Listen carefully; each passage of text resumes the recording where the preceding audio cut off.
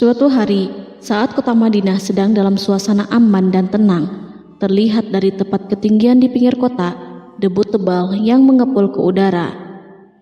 Debu itu semakin meninggi, bergumpal-gumpal hingga hampir menutupi angkasa. Angin yang bertiup menyebabkan gumpalan debu dari butiran pasir Sahara yang lembut dan terbang menghampiri pintu-pintu rumah di Madinah dan berhembus dengan kuatnya di jalan-jalan. Orang-orang menyangka ada badai yang menyapu dan menerbangkan pasir, tetapi kemudian dari balik tirai debu itu mereka mendengar terbesit kabar tentang kedatangan kafilah besar yang panjang. Tak lama kemudian 700 kendaraan yang syarat dengan muatannya memenuhi jalan-jalan dan mengguncang Madinah. Orang-orang saling memanggil dan mengajak sesamanya untuk menyaksikan keramaian ini, serta turut bergembira atas kedatangan harta dan rezeki yang dibawa kafilah itu.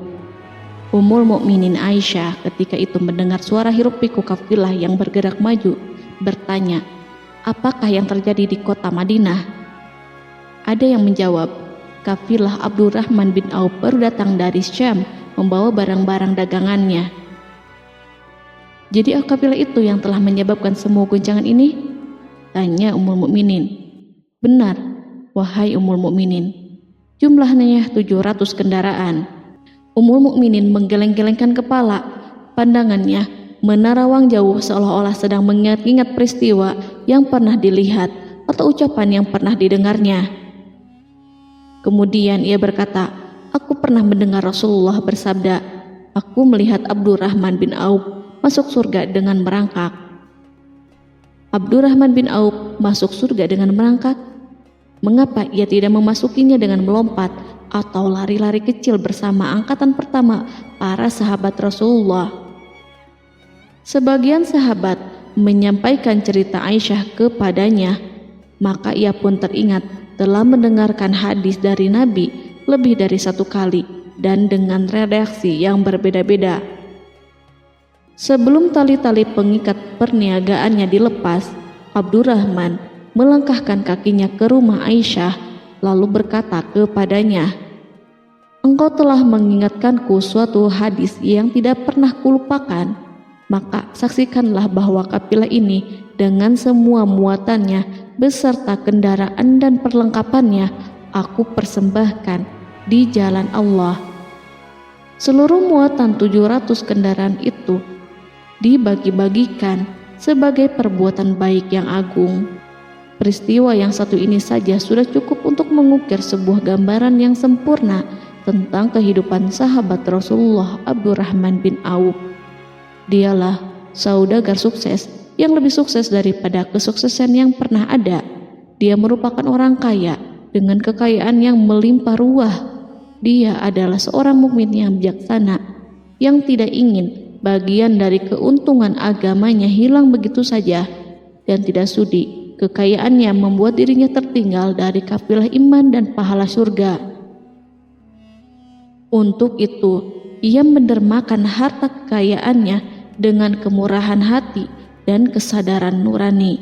Sebelum saya melanjutkan kisahnya, dimohon kepada pemirsa untuk menonton video ini sampai selesai, serta mohon dukung channel ini supaya semakin berkembang dengan cara like serta berikan komen positifnya.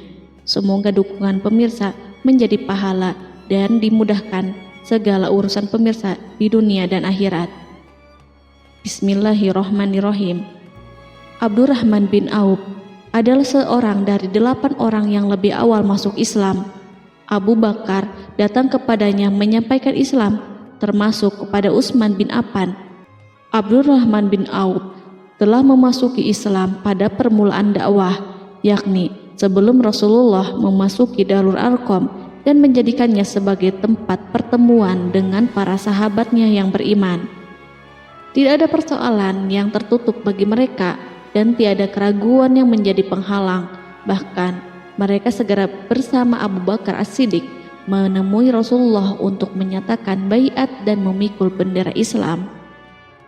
Sejak menganut Islam sampai berpulang ke rahmatullah dalam usia 75 tahun, ia selalu menjadi teladan yang cemerlang sebagai seorang mukmin yang besar. Hal ini menyebabkan Nabi memasukkannya dalam 10 orang yang telah diberi kabar gembira sebagai ahli surga.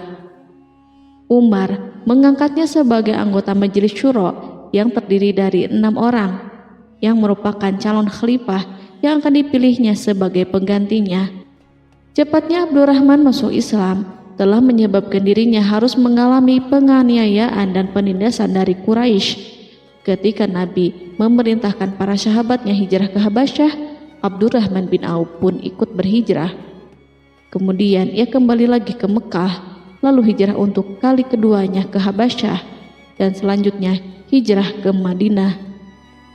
Keuntungannya dalam perniagaan sangatlah besar, hingga mencapai batas yang membuat dirinya merasa takjub dan heran, sehingga ia berkata, "Sungguh aku melihat diriku ini, seandainya mengangkat batu, niscaya aku temukan emas dan perak di bawahnya." Perniagaan bagi Abdurrahman bin Auf bukanlah jenis perdagangan yang tercela maupun monopoli. Bahkan ia sendiri bukanlah orang yang berlomba-lomba untuk mengumpulkan harta atas dorongan agar menjadi orang kaya. Sekali-kali bukan itu, melainkan suatu amal dan kewajiban yang keberhasilannya akan menambah kedekatan jiwa kepada Allah dan berkorban di jalannya. Abdurrahman bin Auf adalah seorang yang kuat emosi jiwanya, di mana ia menemukan kepuasan emosinya itu dalam amal yang mulia. Apabila ia tidak sedang sholat di masjid dan tidak sedang berjihad dalam peperangan, ia pasti sedang mengurus perniagaannya yang berkembang pesat. Sehingga kafilah-kafilah dari Mesir dan Syria membawa ke Madinah barang-barang muatan yang dapat memenuhi kebutuhan seluruh jazirah Arab, baik pakaian maupun makanan. Yang menunjukkan kepada kita bahwa seorang yang kuat emosi jiwanya adalah ketika kaum muslimin hijrah ke Madinah. Rasulullah pada waktu itu menerapkan aturan untuk mempersaudarakan 2 orang sahabat, salah seorang dari muhajirin warga Mekah dan yang lainnya dari Ansor penduduk Madinah. Persaudaraan ini berjalan dengan sempurna hingga membuat hati terpesona. Orang-orang Ansor yang merupakan penduduk asli Madinah membagi seluruh kekayaan miliknya menjadi 2 dengan saudaranya dari kalangan muhajirin. Bahkan istri pun direlakannya. Ketika itu Rasulullah mempersaudarakan antara Abdurrahman bin Auf dengan Sa'ad bin Rabi. Sa'ad bin Rabi berkata kepada Abdurrahman, "Saudaraku, aku adalah penduduk Madinah yang paling banyak harta. Silahkan pilih separuh hartaku dan ambillah. Aku juga mempunyai 2 istri. Perhatikanlah yang lebih menarik hatimu, dan aku akan menceraikannya sehingga engkau dapat memperistri dirinya." Abdurrahman bin Auf pun menjawab, "Semoga Allah memberkahi dirimu dalam istri dan hartamu. Tunjukkanlah kepadaku letak pasar." Abdurrahman pergi ke pasar. Ia berjual beli di sana dan mendapatkan keuntungan. Kehidupan Abdurrahman bin Auf di Madinah, baik semasa Rasulullah maupun sepeninggalnya beliau, selalu ditunaikannya dengan sempurna untuk memenuhi hak agama dan beramal di dunia. Perniagaannya sukses dan menguntungkan. Seperti diungkapkannya sendiri bahwa seandainya ia mengangkat batu dari tempatnya, pasti ia akan mendapatkan emas dan perak di bawahnya.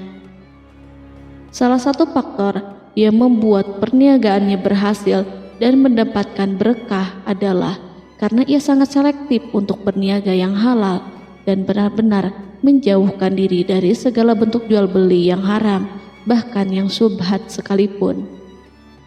Selain itu, faktor yang menambah kejayaan dan keberkahannya adalah labanya yang bukan untuk Abdurrahman sendiri, melainkan di dalamnya terdapat bagian Allah yang ia penuhi dengan baik. Ia menggunakan hartanya untuk memperkokoh hubungan kekeluargaan dan mengeratkan tali persaudaraan, serta menyediakan perlengkapan yang diperlukan untuk tentara Islam.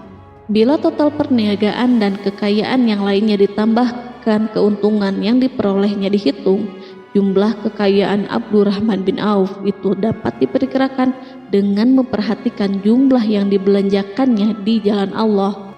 Suatu hari, ia mendengar Rasulullah bersabda, "Wahai Ibnu Auf, engkau termasuk golongan orang kaya dan engkau akan masuk surga dengan merangkak." Karena itu, pinjamkanlah kekayaan itu kepada Allah agar Dia mempermudah langkahmu." Sejak ia mendengar nasihat Rasulullah ini dan menyediakan bagi Allah pinjaman yang baik, Allah justru semakin melipat gandakan kekayaannya hingga berlimpah ruah. Suatu hari, ia menjual tanah seharga 40.000 dinar.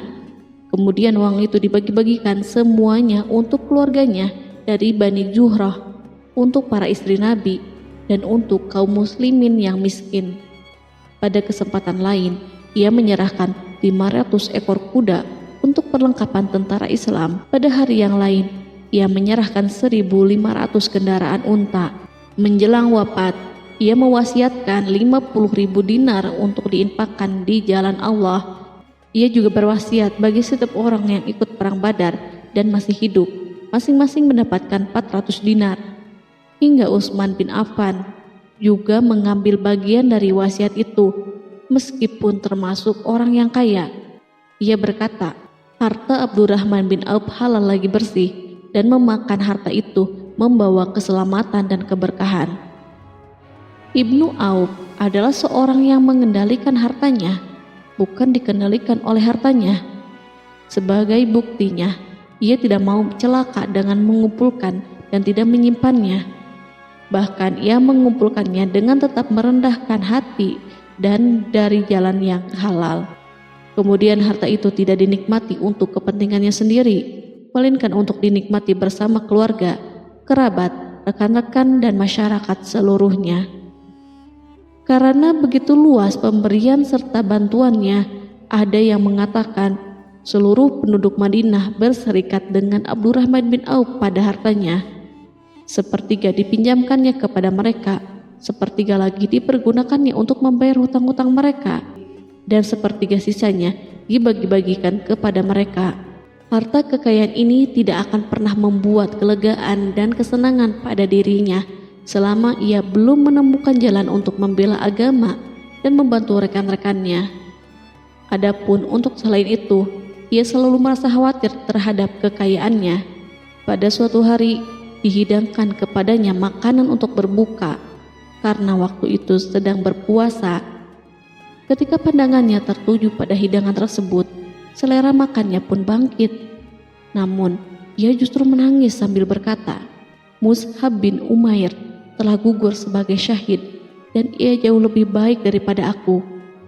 Ia hanya mendapat kafan sehelai kain yang jika ditutupkan ke kepalanya, maka kelihatan kakinya, dan jika ditutupkan ke kedua kakinya, terbukalah kepalanya. Demikian pula Hamzah yang jauh lebih baik daripada aku. Ia pun gugur sebagai syahid, dan saat akan dikuburkan hanya mendapatkan sehelai selendang. Dunia ini telah dihamparkan kepada kami seluas-luasnya, dan hasil sebanyak-banyaknya telah diberikan kepada kami. Sungguh kami khawatir bila pahala kebaikan kami telah disegerakan balasannya di dunia." Pada peristiwa lain, sebagian sahabat berkumpul bersamanya menghadapi jamuan makan di rumahnya. Tak lama setelah makanan diletakkan di hadapan mereka, Abdurrahman menangis sehingga rekan-rekannya bertanya, "Apa yang membuatmu menangis, wahai Abu Muhammad?" Ia pun menjawab, "Rasulullah telah wafat, dan semasa hidup beliau beserta keluarganya tidak pernah merasakan kenyang makan roti gandum. Apa harapan kita apabila dipanjangkan usia tetapi tidak menambah kebaikan bagi kita?" Demikianlah, kekayaan yang melimpah itu sedikit pun tidak membangkitkan kesombongan dan takabur dalam dirinya. Bahkan orang-orang mengatakan tentang dirinya, seandainya seorang asing yang belum pernah mengenalnya kebetulan melihatnya sedang duduk bersama budak-budaknya, niscaya ia tidak bisa membedakan di antara mereka. Tetapi bila orang asing itu mengenal satu saja sisi jihad Ibnu Auf dan ujian yang dihadapinya, ia pasti langsung mengetahui siapa dia.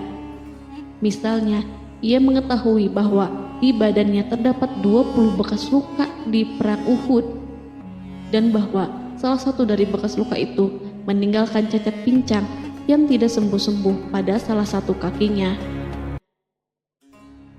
Contoh lain, beberapa gigi serinya rontok di perang Uhud yang menyebabkan kecedalan yang jelas pada ucapannya.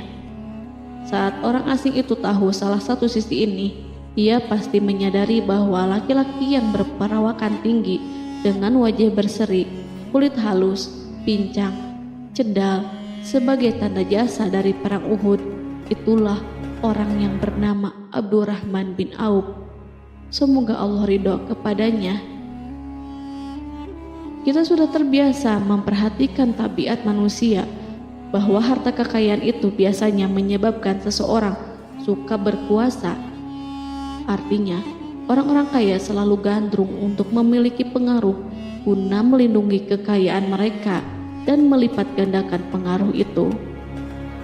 Selain untuk memuaskan nafsu demi kebanggaan dan kepuasan pribadi, semua ini merupakan sifat yang biasa dibangkitkan oleh kekayaan. Tetapi bila kita melihat Abdurrahman bin Auf dengan segala kekayaannya yang melimpah, menemukan manusia ajaib yang sanggup menguasai watak dasar manusia dalam bidang ini dan melangkahinya ke puncak ketinggian yang istimewa. Peristiwa itu terjadi ketika Umar bin Khattab hendak berpisah dengan rohnya yang suci dan memilih 6 orang di antara mereka, para sahabat Rasulullah, agar memilih salah seorang di antara mereka untuk menjadi khalifah yang baru. Pada waktu itu, semua jari menunjuk kepada Ibnu Auf. Bahkan sebagian sahabat telah menegaskan bahwa dialah yang berhak menjadi khalifah di antara 6 orang itu. Namun, ia menjawab, "Demi Allah, seandainya diambilkan pisau lalu ditaruh ke atas leherku, kemudian kalian menusukkannya sampai tembus, itu lebih baik aku sukai daripada menerima jabatan tersebut." Demikian, saat awal 6 orang terpilih itu mengadakan pertemuan untuk memilih salah seorang di antara mereka untuk menjadi khalifah yang akan menggantikan Al-Faruq, Umar bin Khattab, Abdurrahman telah menyatakan kepada mereka bahwa ia telah melepaskan haknya yang dilimpahkan Umar kepadanya sebagai salah seorang dari 6 calon yang akan dipilih menjadi khalifah. Dengan demikian, kewajiban mereka untuk melakukan pemilihan itu terbatas di antara mereka yang berlima saja. Sikat juhudnya terhadap jabatan dan pangkat ini dengan cepat telah menempatkan dirinya sebagai hakim di antara 5 orang tokoh terkemuka itu. Mereka menerima dengan senang hati agar Abdurrahman bin Auf menetapkan pilihan kepada khalifah itu terhadap salah seorang di antara mereka berlima. Ali mengatakan, "Aku pernah mendengar Rasulullah menyifatimu bahwa engkau adalah orang yang dipercaya oleh penduduk langit dan dipercaya pula oleh penduduk bumi." Ibnu Auf akhirnya memilih Utsman bin Affan untuk jabatan khalifah dan lainnya pun menyetujui pilihannya. Itulah hakikat seorang laki-laki yang kaya raya dalam Islam.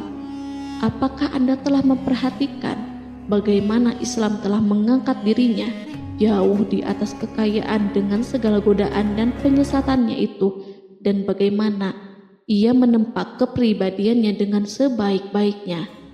Pada tahun 32 Hijriah, tubuhnya berpisah dengan roh. Ummul Mukminin Aisyah memberinya kemuliaan khusus yang tidak diberikan kepada orang lain dengan memberikan usulan kepadanya ketika ia masih terbaring di ranjang menuju kematian agar bersedia dikuburkan di pekarangan rumahnya berdekatan dengan Rasulullah, Abu Bakar, dan Umar. Namun ia memang seorang muslim yang telah dididik Islam dengan sebaik-baiknya, sehingga merasa malu bila dirinya diangkat dan disandingkan dalam kedudukan tersebut. Selain itu, ia telah membuat janji dan ikrar yang kuat dengan Utsman bin Maz'un, yakni jika salah seorang di antara mereka meninggal sesudah yang lain, hendaklah ia dikuburkan di dekat sahabatnya itu. Saat rohnya bersiap-siap memulai perjalanan yang baru, air matanya meleleh, sedangkan lidahnya bergerak-gerak mengucapkan kata-kata, "Aku khawatir dipisahkan dari sahabat-sahabatku karena kekayaanku yang melimpah ruah." Namun, ketenangan dari Allah segera menyelimutinya. Lalu senyuman tipis menghiasi wajahnya disebabkan sukacita yang memberi cahaya dan kebahagiaan yang menenteramkan jiwa. Ia memasang telinganya untuk menangkap sesuatu, seolah-olah ada suara yang lembut merdu yang datang mendekat. Ia sedang mengenang kebenaran sabda Rasulullah yang pernah beliau ucapkan, Abdurrahman bin Auf di dalam surga. Ia barangkali juga sedang mendengarkan janji Allah dalam kitabnya. Orang yang menginfakkan hartanya di jalan Allah, kemudian tidak mengiringi apa yang diinfakkan itu dengan menyebut-nyebut dan menyakiti perasaan penerima, maka memperoleh pahala di sisi Rabb mereka. Tidak ada rasa takut pada mereka dan mereka tidak bersedih hati. Quran Surat Al-Baqarah ayat 262.